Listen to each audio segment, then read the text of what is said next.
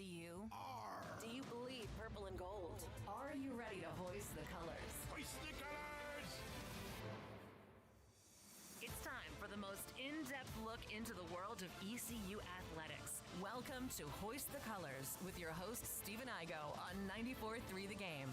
Watch the show live on Facebook and at 943thegame.com. Here's Stephen Igo. Championship Friday football edition, 2 days out from the AFC and NFC championship games. We'll get into that and a whole lot more over the course of the next hour.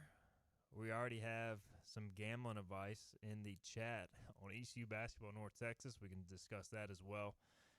On Friday's edition of Hoist the Colors, a Football Friday. So interesting show today. If you're watching live on YouTube, here's kind of our plan of attack. We are going to be live on the streaming platforms for the next hour, i.e. YouTube, Facebook, X. We do have to get a couple breaks in for radio purposes. On radio, we're going to be on the air from now until around 12:27. Then we're going to throw it to Darren Vaught, who is in Denton, Texas, for ECU at North Texas, which is a 1 o'clock tip-off on a Friday due to weather, the winter storm approaching. So we got a few moving parts, but if you want to stay with us, what we're going to do is talk AFC, NFC Championship the first half of the show. That way Philip Pilkinen, who has to produce the basketball game, will get his picks in, our final picks before the Super Bowl. And then me and Bobby Harward will roll along with perhaps a special guest joining us the second half of the show as well, as Brady Thomas makes his way into the studio. So we got a lot going on, but we're going to be here on social for an hour and on radio for 30 minutes. So did I explain that properly? Bobby Harward, who's in studio today. It's just a fantastic explanation. If anybody doesn't understand, they need to maybe have their brain checked a little bit. But, not only is it a Conference Championship Friday, it is a huge ECU Basketball Friday. A huge ECU Basketball Friday. Philip, Godspeed for having to produce this game. Philip, yeah, prayers to you. Prayers to Darren Vaught, who's had to call us a lot of basketball. Lane Smith says volume in the chat. I don't know what's going on with our volume. Philip is also talking to Brady, so I don't think he's paying attention right now. We apparently have more volume issues on YouTube. I don't know what's going on with this, but maybe see if you can look into that. Yesterday we started low volume, and then we worked it. All right, hopefully we're good. Let us know in the chat. Are we low? Are we good? Let us know. All right. So, yeah, a few moving parts here. Bobby Harward, by the way, who's sponsoring you Sup today? Dogs. Sup Dogs. The greatest, Okay. because I saw on social media, I think Sup Dogs is going to bear the storm. They're going to stay open. And you know what? They've done so much for East Carolina. They're going to stay open during the storm, help Greenville out with some hot dogs and orange crushes. Let Sup Dogs sponsor us today. Sup Dogs, 213 East 5th Street. You guys know the deal, multiple time. Barstool Best Bar. They were awake and open during the snowstorm in recent years, and now they're going to brave this ice storm. So I don't know if anybody will be able to get to them. That's true. People that can walk there, but they will be open, and they were also the location of where Emory Williams was when he committed to ECU. Second half of the show, we will talk ECU with Bobby and also get his take on the Williams signing the transfer class a little bit more, as 22 enrollees via transfers have officially enrolled this semester via ECUPirates.com, and then we'll also talk some basketball against North Texas, which, by the way, Cameron says, this is not gambling advice, but take North Texas -10. That sounds like gambling advice. Yeah, it sounds like grade A gambling advice. But I had been I haven't really faded the Pirates much recently because, they jump out and create such a deficit early on, and then they end up somehow fighting back in the second half and making it close enough that they end up covering. So it's given me some hesitancy, but it's the back end of a 2-game road trip. They did not look great against Wichita. Now, granted, you knew Jordan Riley was going to be due for kind of a poor shooting performance, and that showed up. And North Texas, I don't know how good they are, and we'll preview it more as we get closer, but that's the thing. Coach Schwartz, despite their deficiencies, they're going to have them playing hard. So it's not an easy check on the -10. All right, let's lead with the AFC Championship game. Obviously, I'm a Denver Broncos fan. I've been saying this all week, I'm in a great spot. Look, I mean, ideally, I would love for Bo Nix to be playing and to be riding that wave, but like at the end of the day, my team's in the AFC Championship game. Nobody is expecting them to win. If they lose, I can say it only happened because Bo Nix got hurt. I don't have to credit the Patriots, but so much. And if they win, I can talk trash for the rest of my life, which, by the way, I can already do because Tom Brady 0-3 in Denver in the playoffs. The Patriots 0-4 in Denver in the playoffs. So I'm in a good spot. Look, I would love for the Broncos to be favored, to feel like, man, we got to win this game to go to the Super Bowl. But that's really what the Patriots, they find themselves in a pressure situation. The Broncos are kind of with house money. And at first I was really down after the Bo news. There has been a huge push to rally behind Jarrett Stidham. The reality is nobody knows what Jarrett Stidham is going to do. I do think the start of this game, more so than any Broncos game and more so than any playoff game we're used to, is going to be critical. Like if Denver gets out early, has success in those first 15 scripted plays or so, I think it could change the dynamic of the game. I just don't see Denver being able to like rely on the magic, which they relied on with Bo Nix when he was healthy. So to me, I'm going to be watching the start of this game. I have faith in Sean Payton. I have faith in the defense making life tough on Drake May. It's just, can they score enough against a pretty solid Patriots defense? So how are you feeling as a non-Broncos fan, Bobby? I think you nailed it in terms of feeling good. I mean, you got to, like you said, you kind of have a built-in excuse there. I'm over here searching Jarrett Stidham's numbers, and it looks like his last legitimate action is 2024 and 2023, so the 23 season kind of leading into that January 24. And he looked competent. I mean, he threw for 224 yards and a touchdown in one game, threw for 272, had a pick and a touchdown in another. So, I mean, that's serviceable for your backup. To me, I think this game is probably going to resemble a lot of what we saw last week with Houston and New England. C.J. Stroud looked horrendous. As I said on the show on Friday last week, if he removed his head from his buttocks, he would be okay. He went further in. He went further in. He shoved it up there further and looked terrible. And here's the thing. Drake May didn't look good either. You know, he made some plays when he needed to, but he struggled holding on to the football. I think the pressure got to him a little bit. 6 times in 2 playoff games. And he's lucky they haven't lost more of them than they have. I think he's only lost, 2? 2 or 3. Yeah. And so, to me, I think that game is going to resemble that a little bit. And as long as this defense for Denver is good enough that as long as Stidham doesn't lose the game for him, which I don't think he'll do, I'm with you. I think Sean Payton will call the game for him to help him be able to manage it and have easy reads and easy throws. I'm kind of starting to talk myself into Denver a little bit. Yeah, I have bought more into the Stidham hype as the week's gone on, but I do. Obviously, I'm listening to all Broncos podcasts, so like they're all trying to get hyped up, and I just don't know how much of it is real and what's not. But I do think Sean Payton has been a master since the moment the game ended and since the moment they learned the Bo Nix news. He just ripped the Band-Aid off and he started putting belief in Stidham from the fan base and the players, and I think he's handled it the best way possible in a tough situation. Philip, how you feeling?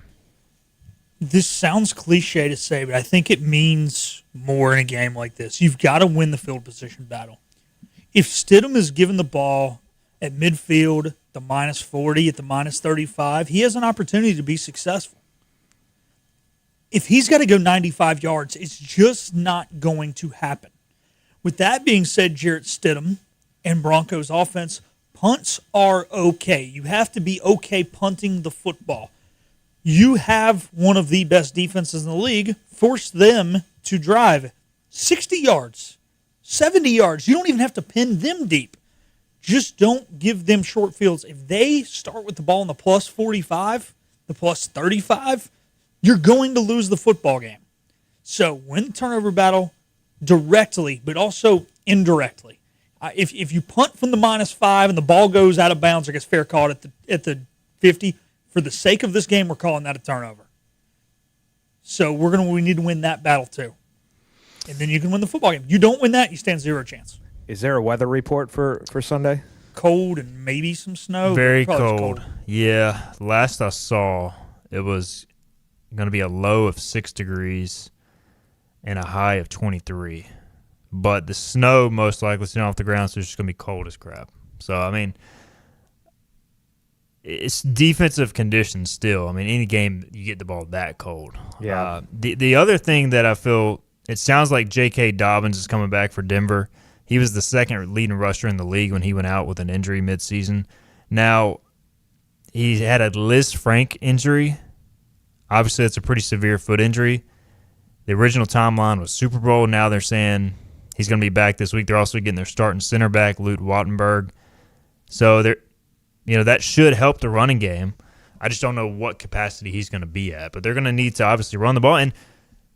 But knowing Sean Payton, man, he's going to be like, everybody's going to expect us to run the ball. He's going to come out and take some shots. I just know that's how he's going to approach it. And I feel like the Patriots are almost going to be more conservative just because, like, the last thing they want to do is give Denver a short field, and they've had turnover issues. Yeah, I think they're going to try their best to protect Drake May as much as possible. I'm with you. I could see Sean Payton come out, start maybe some 11 personnel and shift out to empty and have quite a few empty sets early in the game, make things easy for him.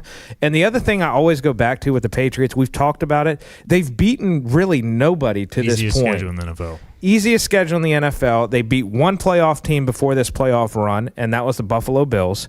Okay, they beat the Chargers when Herbert had a dinged-up hand and they had zero offensive line protection. And then they beat the Texans with C.J. Stroud having his head up his buttocks. So, to me, they've had the easiest path. Now, to their credit, I do want to give them credit, they've beat some quality defenses. Chargers' defense is legit. Houston's defense I put right up there with Denver's as well. So they've been able to score. I think Phillips right. As long as Stidham, you're not turning the ball over and a punt is a good thing, I like Denver's chances here. All right, it's Patriots minus 4.5 as of today. I heard going into the week. So this originally opened at 4.5, right, Philip? Because we were going back and forth. Yeah, because you guessed 3. I guessed 6.5. It was 4.5.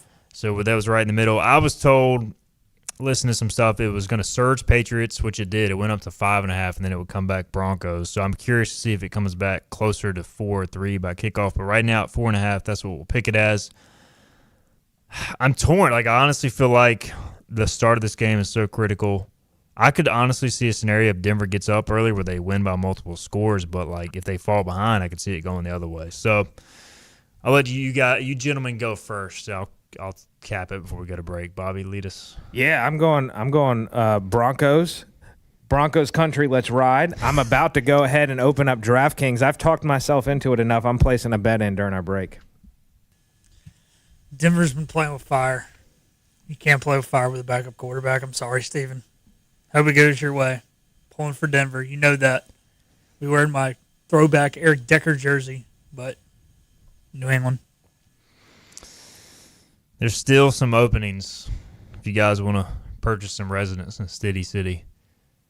Because the Denver Broncos are going to the Super Bowl on the back of Jarrett Stidham. Nick Bonito is going to force 2 fumbles of Drake May that set up scoring drives for the Broncos. And Denver will roll just like they went into Super Bowl 50, carrying the corpse of Peyton Manning with that defense. This defense is going to do the same with Jarrett Stidham, except he's going to honestly be a little bit better than Peyton that year. People forget how bad Peyton Manning was that year. Love you, Peyton. And the Denver Broncos are going to play in Super Bowl 60. Broncos outright. Broncos by 2 scores. How about that? Whoa! Look, I'm a homer. I'm not afraid to admit it. Put your money where your mouth is. I want to see Broncos minus 9.5 bet on one of your betting sites. I gotta add some money to my account. I was going to say, put $1 on it. It's going to be $1 to win like 7. Yeah. It's all gone because I put it all on Buffalo for the emotional hedge. But I just feel like house money, this plays into Denver's favor.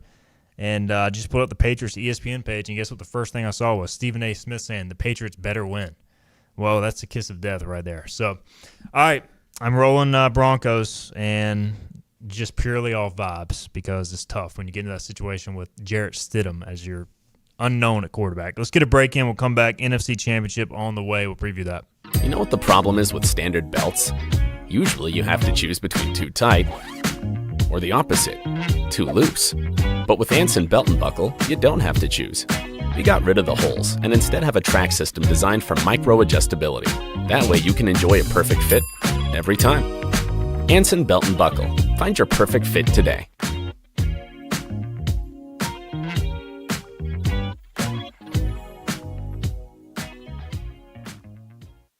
Healthwise Pharmacy rounds the bases with all of your infusion, retail, compounding, and medical equipment needs. Locally owned and operated by pharmacist Marcy Parker, Healthwise has grown to be your most trusted provider for infusion services. Currently providing in-home or on-site infusions in North Carolina, South Carolina, and Virginia. Visit Healthwise Pharmacy at 615B South Memorial Drive or call 252-295-0059 to speak to a patient service representative to find the option that best suits your needs. The best burgers around. Everyone loves a thick, juicy, and fresh burger. Tiebreakers does real burgers better than anybody. And don't forget about the cheese sticks, fresh salads, and more. So don't just go to any burger-themed restaurant chain. It's time to break the chain and eat local. Tiebreakers, burgers and sports at its best. Go Pirates! Arg! In this age of globalization, we've learned that bigger isn't always better. Ever tried to get phone help from a big corporation from a real person? Right. That's what's so nice about Phelps Chevrolet. After more than 50 years serving our community, Phelps remains family-owned and operated. Mike, Daryl, Wave, West, Alan, and Clay deliver hometown service and integrity, same as always. They share your experience, they share your values, and they are ready to help with any motoring need. Come get you one. Daughtridge Gas and Oil has been your dependable propane supplier for 95 years. Their trained technicians can service and properly install all your propane and natural gas appliances. Plus, Daughtridge Gas and Oil is your backyard expert with fire pits, grills, smokers, and more, including quality outdoor furniture at their Greenville Patio and Hearth Shop at 1901 Charles Boulevard. Go by and see the knowledgeable staff at Daughtridge Gas and Oil for propane delivery or call 756-1345. You have a choice when you invest in insurance, and when you choose First State Insurance Advisors, you're working with people you can trust. Clark Stallings has deep ties in the community. His team, including Keaton Smith, Regina Asby, Phil Leva, Max Joyner Jr., Max Joyner III, and Ginger Smith, provides knowledgeable and professional advice. First State Insurance Advisors is an independent insurance agency. They offer all types of personal insurance as well as various types for business. Call or email First State Insurance Advisors today. We want to be your trusted choice agency. ECU fans, one stop for all things ECU athletics. This is Hoist the Colors with Stephen Igo on 94.3 The Game. Welcome back in Hoist the Colors, second segment here. And if you're listening on radio, this will be our final segment. We're about to throw it to Darren Vaught in Denton, Texas for ECU North Texas. We got about 9 minutes left before we do that. If you want to continue to listen to the show up until tip-off, we're going to be live on our 94.3 The Game YouTube page, Facebook, X, on HTC 247 on Twitter, and you can continue to follow there. Also, the whole hour will be done in podcast form. We will have no more commercial breaks after we get back around 12:30. It's just going to be me, Bobby, and probably Brady Thomas as well. All right, NFC Championship game. We just picked the AFC title game. By the way, Davy Jones is on the Patriots, and John Moody's on ECU money line, so good luck with that one as well. Lane Smith also on the Broncos. NFC title game, maybe even that much more tough to predict. You've got the Rams and Seahawks meeting for the third time this year. Both regular season games were really tight. The Rams just absolutely blew the game at Seattle, which would have given them the number one seed late in the year, but gave up a punt return. Kind of a disaster of a situation that led to their special teams coach being fired. This time they rematch with a trip to the Super Bowl on the line. 44 degrees is the weather report for the 6:30 Eastern, 3:30 local time kickoff on Sunday.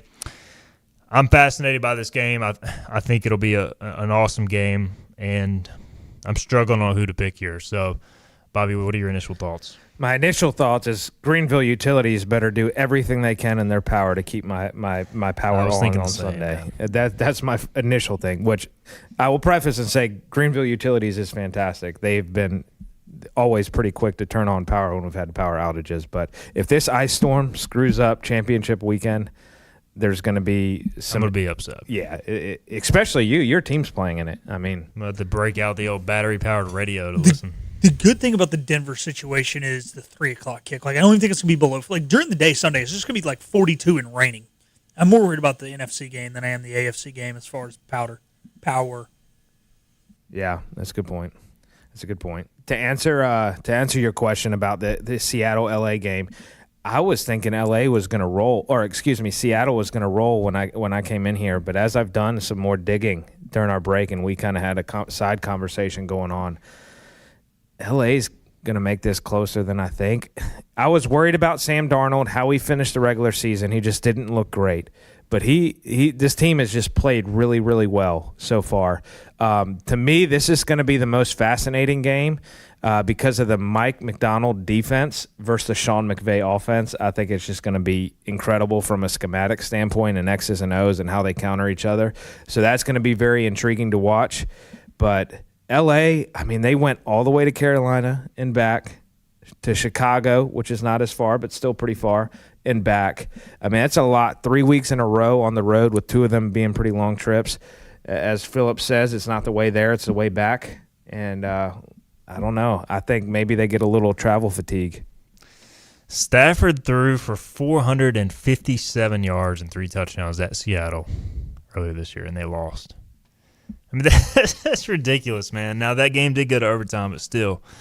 And he had a touchdown drive in overtime. Seattle then scored and went for 2 to win it. I don't know, man. What are you thinking, Philip, on this one? You know, they tried to blow it the first time when they played in L.A. and they won. I've seen the Seahawks play this year. Talked to a lot of Seahawks fans. You know what their number one worry was? The Los Angeles Rams. Rightfully so. If you were asking me to pick Matthew Stafford against Sam Darnold in a playoff game, it might be in Seattle. It might be cold. They might have traveled 3 weeks in a row. But come on now. Give me Matthew Stafford. All right, I'm going to add this. You mentioned their last game they played. Stafford threw for 457 yards. The first time they played, he only threw for 130. He did. So what Stafford did he get? And what defense do they play? They're going to be somewhere in between, man. Because McDonald's, he's just going to completely come up with some real wrinkles. Not that McVay won't have answers, but that's, it is truly fascinating. And I think it is kind of funny. And by the way, the spread on this game is Seattle -2.5. We talked all year long about like how wide open the playoffs were, and I feel like, honestly, and the Patriots, to a degree, with their schedule, got a break, but they were the top 2 seeds in the AFC and the best records. And the best teams in the NFC all year were Seattle and L.A., I think. So, I think we ended up getting the 4 best teams. Now, we got Jarrett Stidham instead of Bo Nix, but, we ended up with the best 4, which I think is kind of crazy. And I think L.A. is the most dangerous team because of Stafford, but I think Seattle is just a better all-around team. I just trust them more, and I trust them at home. I don't trust Sam Darnold, but it kind of reminds me of the Denver game. If Stidham is decent, Denver can win. If Darnold just doesn't lose the game, I like Seattle more. Which it seems like he did the first meeting. He had 4 interceptions. Yeah. Yeah. And the other thing is he had this oblique injury last week, and he really didn't have to do anything in the Niners game because they returned the opening kickoff. They got a 4th down stop. They were up 17-0. So, I am curious, is that oblique an issue at all if he has to actually, put the game on his shoulders? He did not look good against them in the playoffs last year in the wild card round. Yeah. It also just goes back to that Week 16 game, how the Rams they did screw themselves by blowing that game because they would have had 2 home games at this point, or 1, actually, because they would have gotten the bye. And I think it's just tough to go on the road as a wild card team and win 3 straight and make the Super Bowl. Mm-hmm. I mean, it's been done very few times. I'm going to go Seattle. I hope the Rams win. My father's a Rams fan. I hope for his sake. You talk about playing with fire, Philip. The Rams have been playing with fire too, man. I mean, these games, the Panthers, the Bears, they keep trying to find ways to blow them, and they keep winning. I think if they do that against Seattle, then I think they lose. But if they play to their peak, got to win. That's the issue. Yeah, so here's the thing, though. I'm with you. The difference was that the Bears, the weather was horrible, and it's a dome team from Southern California. The Panthers played their best game the franchise has played probably since 2018 when they went to Philly and took down the Super Bowl champs. So Carolina, credit to them. They earned the right to be in that game. The Rams didn't really play bad. So I hear what you're saying. I don't know. I'm still you can't convince me. Yeah, Give me Matthew Stafford. I'm sorry. I'm on Seattle here, -2.5.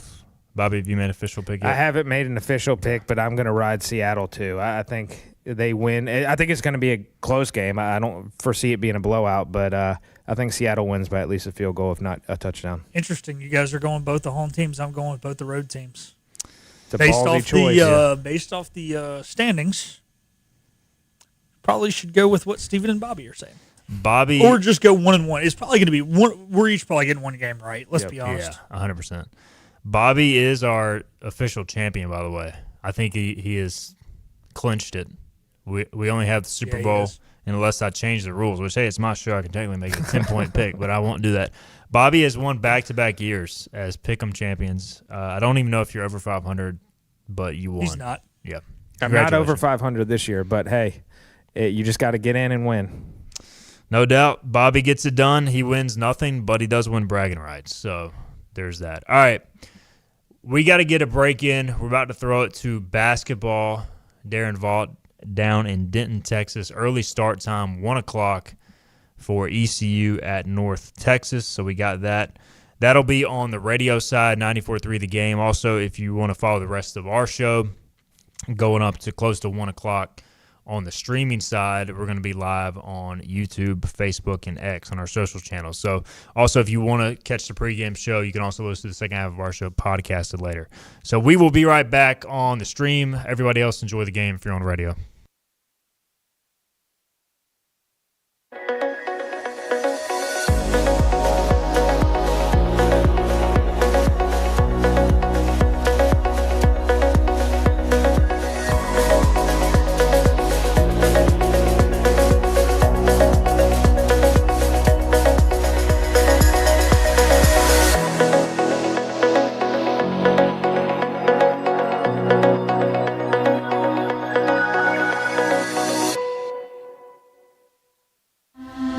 This is about you, your family, and the health of all who live in Eastern North Carolina. This is about the transformation of a health system into something more powerful and more human, about creating new ways to treat disease and keep you well.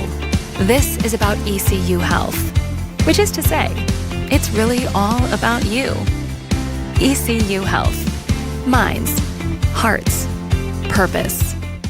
You have a choice when you invest in insurance, and when you choose First State Insurance Advisors, you're working with people you can trust. Clark Stallings has deep ties in the community. His team, including Keaton Smith, Regina Asby, Phil Leyva, Max Joyner Jr., Max Joyner III, and Ginger Smith, provides knowledgeable and professional advice. First State Insurance Advisors is an independent insurance agency. They offer all types of personal insurance as well as various types for business. Call or email First State Insurance Advisors today. We want to be your trusted choice agency.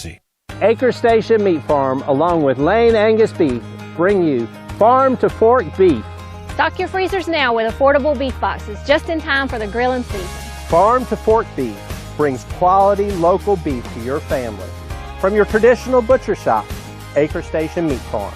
Come on down to Acre Station Meat Farm and find out why we're #1 in fresh cuts and friendly service. Acre Station Meat Farm, Highway 32 North, Pinetown. At National Finance, we're all about hometown support, just like ECU football. National Finance helps us win on and off the field.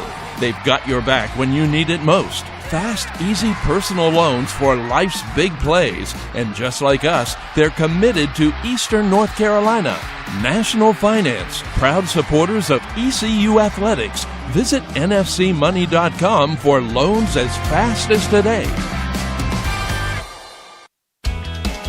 Make every day electric on the Kawasaki Electro 20 electric balance bike. Maximize the fun with long run times, impressive top speed, and Kawasaki build quality. Easy adjustability and smooth handling make everyday riding more enjoyable. And the standard MTB type tires provide off-pavement capability. The Kawasaki Electro 20.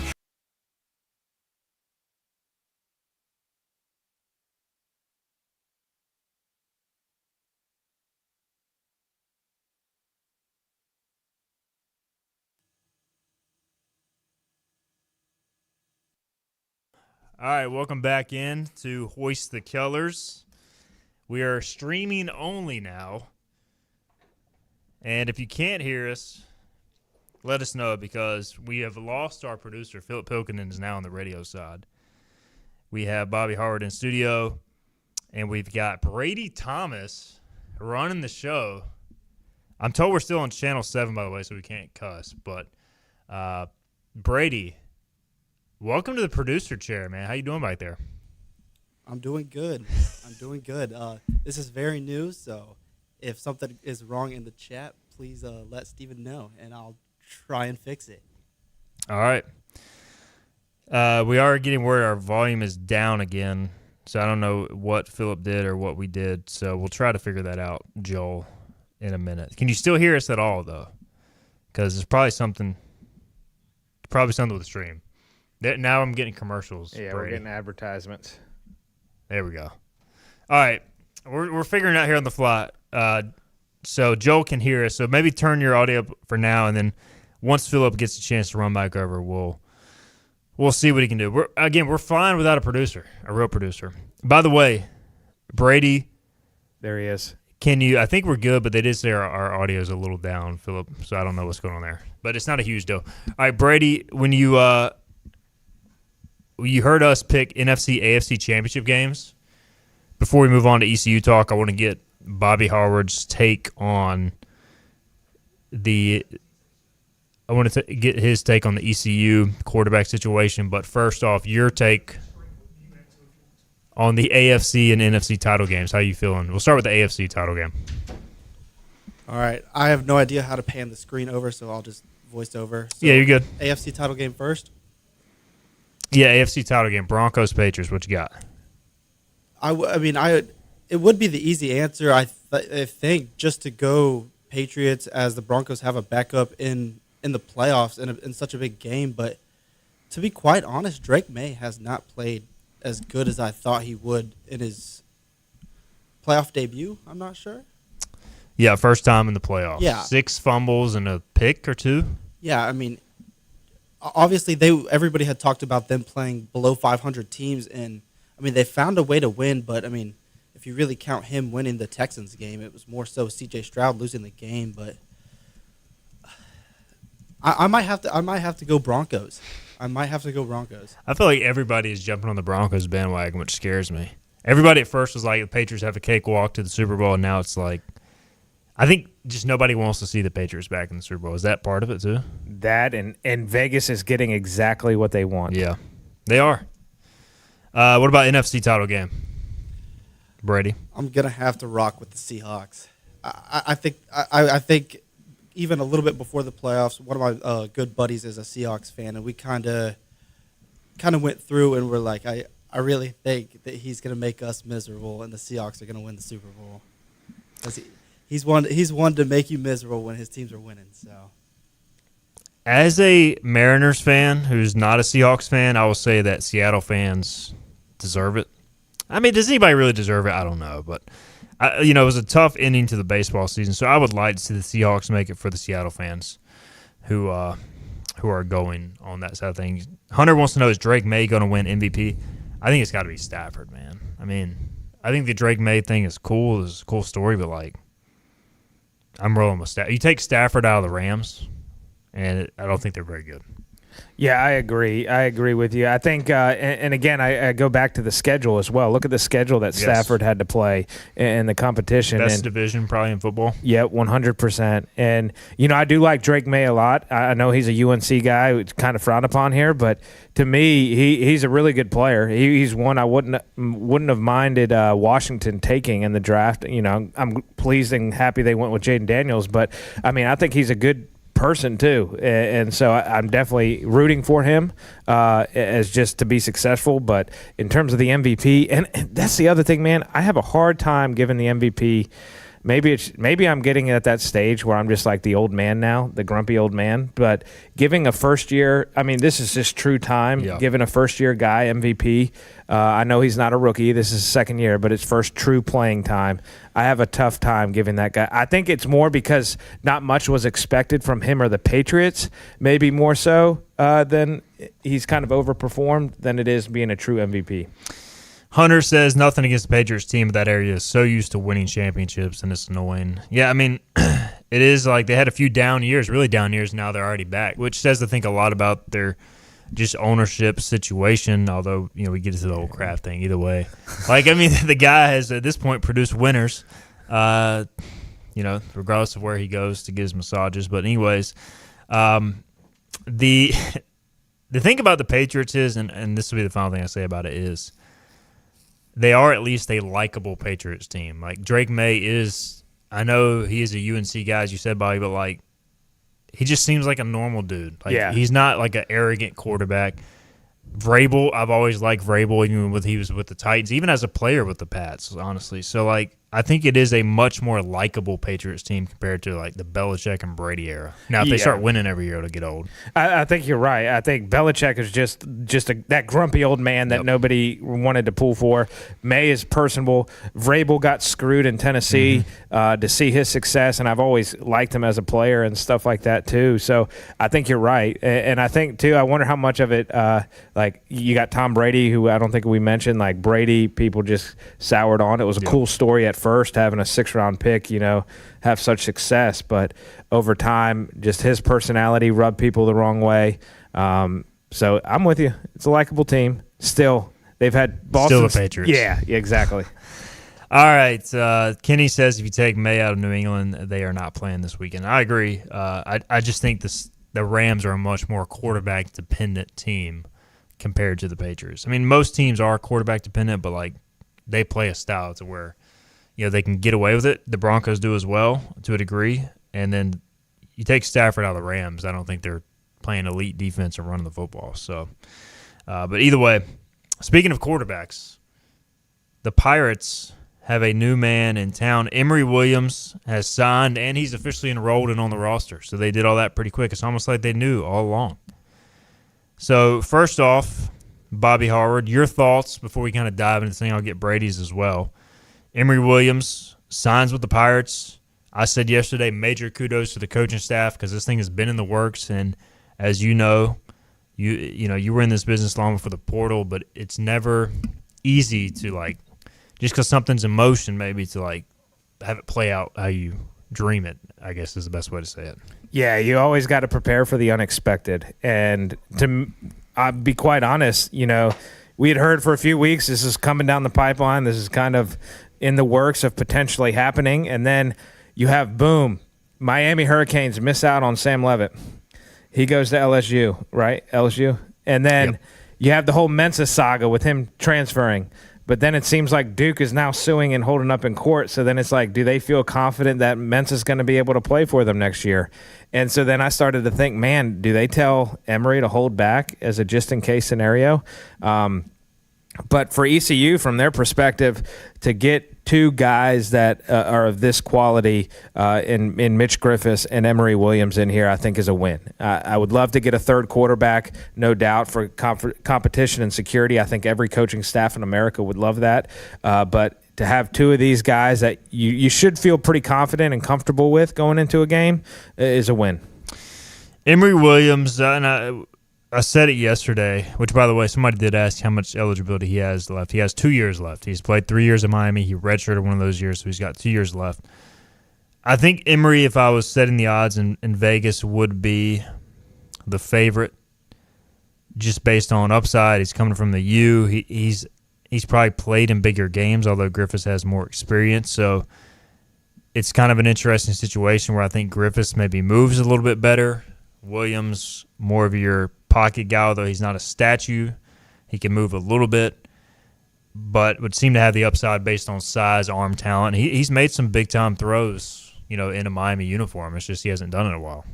Yeah, I think the coaching staff wants Emory to win it just from the standpoint of having him for potentially 2 years. Just that in and of itself, you would think they'd want him to be the favorite. Griffiths, to me, is kind of that guy who is familiar with the system, can help bring Emory along, but also bring solid competition. So I watched Emory's tape yesterday. I watched a few of the highlight tapes on YouTube. Also watched the breakdown that Holton Ahlers did as well, which was fantastic. He's a lot bigger than I thought he was. I didn't do much research on him prior just because I didn't want to get my hopes up on him. He's huge. He's 6'5", and he looks every bit of 6'5". He's listed at 225. Wouldn't be surprised if he's maybe a little bit bulkier than that as well. Obviously, the rib protectors and all that stuff make him a little bit heavier, but he's got a live arm, and he's made some good reads, and he's seen, yes, one of his games and a lot of his highlights were Bethune-Cookman, but he also beat Clemson.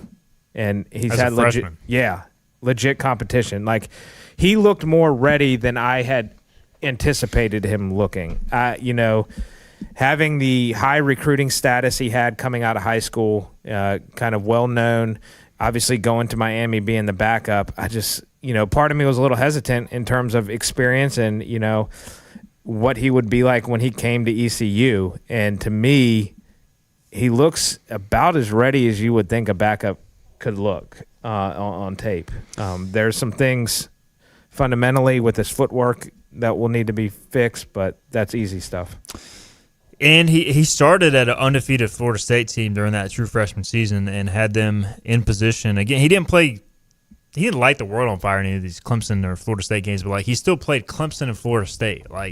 Talent-wise, he's not going to show up to ECU and be overwhelmed by any situation he's put in. And, even including Alabama, obviously that'll be a huge stage if he ends up getting the starting job. But he played against an undefeated Florida State team during their year and had him in a position to drive for the game-winning score in the fourth quarter before running for a first down on 4th and 2 and breaking his left arm. So, he's been in those fire even though it's been a while. So, that I didn't realize that until I dove deeper into it. And once I started to hear, I just thought, this talented guy backing up at Miami, he's probably not going to be that experience, but it's been some time, but he's been in the fire, and that honestly matters. I agree 100%. And if you look at some of the highlights that I saw, I think there's if anybody wants to watch, there's a 2023 highlight video on YouTube that's 9 minutes long, and that's what I watched. Clemson game, I noticed Shannon Dawson that's the offensive coordinator at Miami, did a great job of giving him easy throws, easy reads. But the key is he made all those easy throws and he made all those easy reads. He didn't let the moment get too big for him playing a Clemson defense. So that's a win right there. And then he made some deep throws against Bethune-Cookman and some of those more I'm going blank on the word, but competitive throws, I guess, in the air, long, more deep to intermediate to deep routes.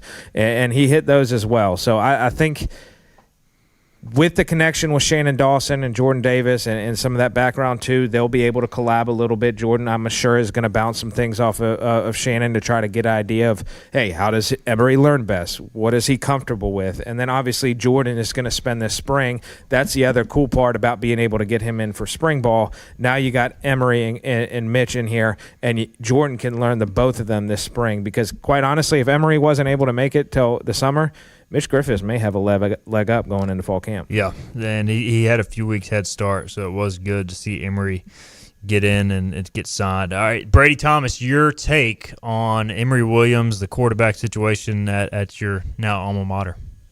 Yeah, I really like the addition. I know that it had been kind of rumored for weeks, and like you had said, it's good to actually finally get a grip on getting somebody in and for a program, because I know how stuff happens and all this stuff like Bobby said. So it's good to get him in here, especially this quickly. I mean, the national championship game was 4 days? Yeah, 4 days ago. Mm-hmm. Yeah, so it's good to get him in quick, and he's already enrolled. So I really like both additions. With Griffiths has some good experience and played a lot of football, and then Emory is kind of see what we can get, and hopefully he can boom out and be the QB1. Kenny says 6'5", 230 with a big arm. The tape shows him throwing very nice ball. He's got one of his receivers with him. Ray Joseph comes over as well. Davey says at 6'5", 220, he needs to learn how to run a little bit. So I guess if there's one concern, it would be he isn't that mobile. Again, he ran track in high school, so it's not like he can't move at all. But, he can be a little stiff, and I think one of the things he worked on with his footwork and, mobility was his legs going into, specifically, he talked about in the interview, going into this past season. He didn't play that much, so who knows what type of progression he made there. But how do you feel? Is that a concern at all, Bobby? We know ECU's historically has struggled up front. I like what they've done in the portal. And the other thing is, obviously, you can combat that with a good offensive system. Yeah, I think, number one, the first thing, he shouldn't have to run much if everything goes as expected with the offense. Schematically, what they're going to do is not going to put the onus on him using his legs, even probably less than what we saw with Caton last year. But like you mentioned, this is not Miami's offensive line. Miami has had one of the best offensive lines in the country under Mario Cristobal. I'm curious how his footwork looks. As I mentioned, that highlight tape was from 2023. And a lot of what I witnessed or saw within his footwork was between that second and that third step in his drop. Because in this offense, a lot of your drop backs are going to be three-step drops. And what he tends to do, or I saw some, is after his second drop, that third one, he kind of overextends and leans a little bit too far out, kind of gets out from underneath his body a little bit, whereas a quarterback, you kind of want to stay in a good athletic position so that way you can pop on that third step and then hitch and throw. And when you overextend like that, then if you're trying to release it quick, you kind of screw up your arm angle, all that sort of stuff. So, again, that's an easy thing to fix. And in terms of running, honestly, if he just falls forward at 6'5", I think we're in good shape. How do you think Mitch Griffiths feels about this? I don't know. I doubt they told him, by the way, we're bringing Emory Williams in 3 weeks. But, he also has to know that, when he signed, they weren't going to just roll with him and Cole Hodge and a true freshman, right? I would have thought they would have been maybe not as transparent of, hey, it's Emory Williams, but we're bringing in a solid guy to compete with you. That would have been my expectation. The good thing is I do think, Mitch is probably a little bit bummed just because, like anybody, you want to have the job. You want to be the guy. But I also don't think he's afraid of competition. And I think he's mature enough, especially being as old as he is, that even if he loses out, I think he's going to be a good backup. I don't foresee an issue where the two quarterbacks don't get along, I guess is what I'm saying. I think Mitch will do a good job of coming behind him, and I think Mitch knows too, especially based upon what happened last year, he's a play away from being the guy. He talked about that going into the playoff. He knew he was probably entering the portal, but at the end of the day, he was a play away in the CFP as the main backup of being the reason why they won or lost. Same thing as Jarrett Stidham. It's just his role is still vital. You just never know. It could be the game one. It could never happen, or it could be the final game of the season. So overall, ECU has added 22 mid-year transfers. That's on top of, I think, 16 early enrollees from the high school and junior college class. So they're adding almost 40 guys mid-year, which is crazy. By the way, included in that list officially now is a punter, Elliot Huther, from St. Thomas in Minnesota. ECU adds a transfer punter. He averaged last season 47.4 yards per punt, which is pretty good. Much better than what ECU has averaged the last few years. So punting last year was abysmal. Yeah. So that's a positive addition. Sounds like they're going to roll with kicker Conrad and Perez. Those guys back and healthy. So I know we've had a few chances to touch on this, Bobby, but I feel like now with Emory in the picture, it's a pretty solid class, and I think they did pretty well in the portal.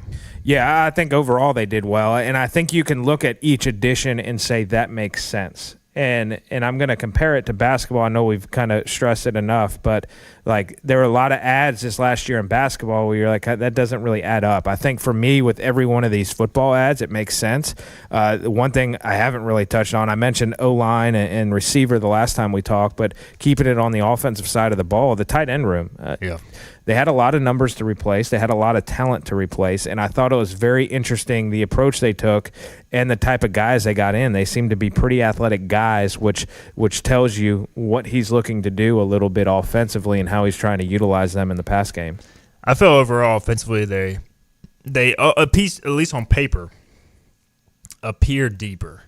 It's just, are they going to have the top flight performers? And when Anthony Smith came here, he was just an option. So you just never know how this stuff's going to play out. But you feel good about Brock Spalding, Landon Sides, even these two tight ends. We know they're going to at least have a baseline floor for production. It's just, are they going to be able to get a guy to step into a number one role?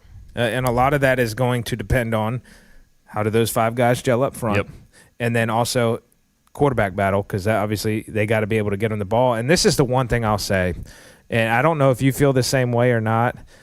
Watching Emory's tape coming in here comparing to Caton's tape from Michigan State, I feel better about Emory and success here. If I were to watch those two guys right now and say, who do I want from watching those tapes, I'd probably pick Emory. That's not to say he's going to be the next Caton Hauser. I'm not saying that at all, because Caton had some ish to him and was just a gamer, and that's what we need to see from Emory to be able to take that jump but from a pure tape standpoint and talent that we've seen, I would choose the Emory tape. I couldn't agree more.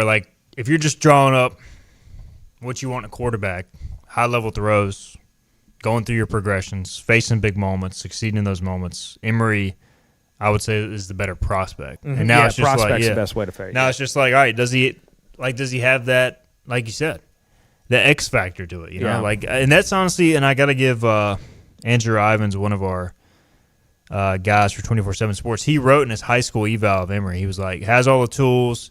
Now he just needs to find a way to kind of become an X factor in offense, meaning hey, when your initial stuff isn't there, can he just make a play? Right. And that's just something you don't really know until you get put in that situation. And I think in those games, like Florida State, 4th and 2, the play breaks down and he just scrambles out to the left, dives for a first down. He just so happened to break his arm, but at least he's making a play in that situation, So that's a good sign, I would say. So yeah, I don't know, Brady. You ready to call a prediction on the Pirates next year? How many wins, based on this conversation Bobby and I are having? Going with an early win total? Yeah. What you got? I'll go ahead and just obviously not knowing everything that's going to go down. I mean, I think 8-4 would be nice. 8-4 with a good season. There's definitely a lot of winnable games on the schedule where they could overgo that prediction, but I'll go conservative now and just go 8-4. 8-4. I think if I was setting the line in Vegas, I'd probably have it at 7.5. I mean, just given the schedule, you're going to be huge dogs against Bama. You're probably going to be a dog against South Florida, given their, just looking at it on paper, given their budget. They have to come here, obviously. You got to go to Memphis. You got to go to Army. Those feel like toss-up games. And you have ODU. ODU, what are they going to do? I mean, because they're coming off a good year, but they lost a lot. So, I would think you're predicted to win 7-8 with the opportunity to win 9-10 and the opportunity to hit a floor of, 6 or so. I know you got the schedule pulled up, Bobby. How are you feeling? Yeah, I'm looking at, out of conference. I feel pretty confident with 3-1 today, predicting that, which I think most people would. Got to beat App State this year. Got to beat App State. Old Dominion is at Old Dominion. I know that could get weird, but again, I mean, they're replacing not just players, but coaching staff as well. And I know they were great last year, but that's a lot to rebound from. And, I mean, granted, I guess you could say the same about us. They did look pretty good in that bowl against South Florida. They did. Even without their quarterback. They did, because I had picked the Bulls and lost that one. And then looking at conference play, it's favorable based upon past years. To me, when is that Army game slated? We're going to West Point. I feel like we should beat beat Army. But again, if that game's late in the year and Army gets rolling by that point in time, there's really no telling. You get USF at home, which you mentioned. To me, Temple, how much more improved is Temple going to be? Yeah. That could end up being a lot closer than people think. Memphis, I'm torn about. Charles Huff has produced where he's been, but there's just a lot of personality things with that hire that I could see going south in Memphis, but we'll see. Yeah, and I was texting Corey Glory yesterday. Nobody in the league really has a set quarterback. I mean, you could say McCown with UTSA and Veltkamp with FAU, but like those guys were up and down. They're back. Veltkamp's actually coming off surgery to his throwing shoulder, so we'll see how that goes. But I think it's just going to be kind of wide open. Even Tulane, Retzoff is out of eligibility, so they're competing with a couple of guys. So we'll see how it unfolds, and who knows? It'll be – the Memphis thing is interesting. ECU beat them on 2 O-line recruits, which is the first time. Shocking. I mean, I was pretty shocked when I heard that. So that's a big deal for ECU. All right, a couple questions in the chat. We're about to wrap it up here in a few minutes for the basketball game. Kenny wants to know, is there any former players that hit the portal that haven't gotten picked up? There's a handful, like more so the guys that are looking to go down. Jordy Lowry landed at Florida, which that was wild, shocking to me after ECU cut his money. Joel says we're going to the championship game and we'll finish ranked. Let's go. Kenny says undefeated. Davey says, in trying to predict future wins and losses, you never know if transfers will play up to expectations or what kind of possible injuries. Well, yeah, I mean, that's why it's a prediction, and we're just having fun. It's January 23rd, so we'll see what happens. We'll get the schedule in February. All right, guys, a few minutes left. Who wants to talk some Pirate Hoops? North Texas. Can they get it done, Bobby? No, they cannot get it done. The better question, a more difficult question, would be to what Cameron pointed out at the beginning of the show, the 12 o'clock hour. Yeah. Do they cover? Look, we've talked about it. It's a tough year. John Gilbert, to me, is going to have a decision to make at the end of the year with Mike Schwartz. You're 5-14. It's just been a rough go. Brady, what's your take on ECU basketball now? You're a Kentucky guy. You've been writing about Kentucky. I know they've been up and down this year, but ECU, you got to see at least some decent hoops covering ECU for HTC, so this is pretty depressing. Yeah, it is, because I really kind of went into the late of the year and had hope in Schwartz, and it has just not panned out this year, which is super unfortunate. Mike's a great guy. But I think it has to do a lot with the roster construction, which happens a lot in sports, that sometimes the roster construction that you built does fail you, and at the end you're out of a job. So it is unfortunate, but I really hope they can get it back to where 19 wins. Last year was great.